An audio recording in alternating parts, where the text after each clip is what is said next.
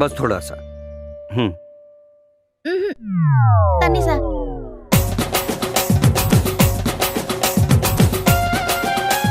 थोड़ा सा।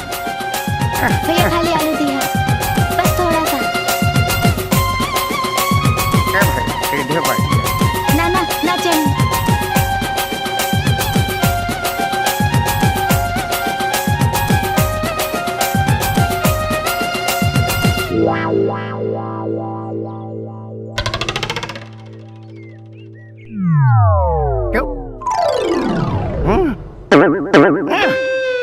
का गंदा इशारा करत रे? के कर लई का भाई? कहां जाई लोड़े तू? हम ना खाए, क्या जानी हम? तोरा से कहले रहनू कुछ ना बोले के, का बोल ले ह? हम चाचा हम बोलनी ना, हम तो इशारा में पूछनी। का पूछ ले ह?